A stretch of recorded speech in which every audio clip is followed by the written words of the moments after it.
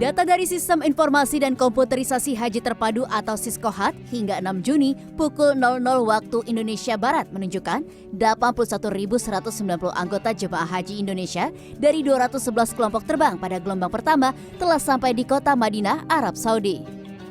Adapun jumlah tersebut terdiri atas calon haji dari beberapa embarkasi atau asrama haji yang ada di Indonesia. Jemaah dan petugas yang masuk asrama haji hari ini sejumlah 5.339 orang dengan rincian sebagai berikut. Embarkasi Medan 360 orang, satu kelompok terbang. Embarkasi Padang 393 orang, satu kelompok terbang.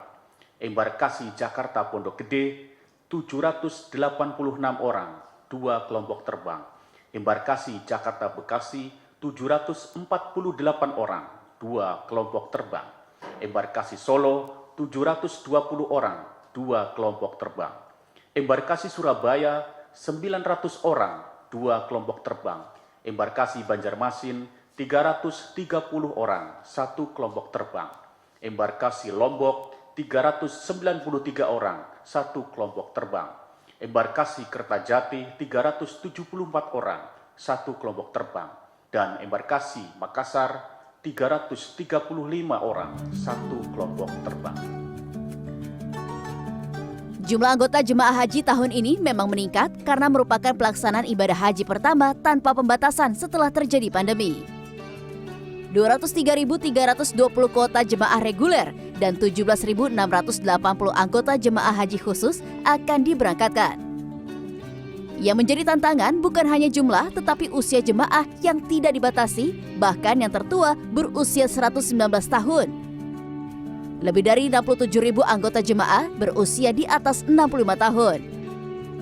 Per 6 Juni, 3 calon haji Indonesia wafat di Tanah Suci, sehingga total yang meninggal 19 orang. Jemaah yang meninggal akan dimakamkan di Tanah Suci. Orang jemaah haji Indonesia. Kemudian di hari ke-15 ini sudah ada 19 orang memang yang sudah wafat dan 18 meninggal di Madinah, yang itu akan dimakamkan di Baqi ya. Kemudian yang satu orang baru saja meninggal di Makkah gitu. Kemudian yang meninggal itu memang beberapa ada yang dari usia 46 juga ada, 49 ada, bervariasi Mbak. Memang juga ada yang di atas 65 tahun gitu. Ada yang 69, ada yang 70 dan lain-lain. Itu bervariasi. Kebanyakan karena serangan jantung atau apa? Rata-rata juga ada sakit jantung, kemudian penyakit bawaan ya. Penyakit bawaan yang dialami oleh jemaah kita yang di Indonesia atau di tanah air sudah sebenarnya mengalami sakit gitu. Petugas mengimbau jemaah agar terus menjaga kesehatan, mengingat cuaca cukup panas di Tanah Suci, yaitu berkisar 28 hingga 41 derajat Celcius. Karena itu, jemaah khususnya warga lansia diharapkan tidak memaksakan diri beribadah di luar ruangan dan menyiapkan pelindung diri seperti alas kaki, payung, serta topi, dan juga mengkonsumsi 200 ml air mineral per jam. Sandra Insana, Kuncoro Ragil, Jakarta.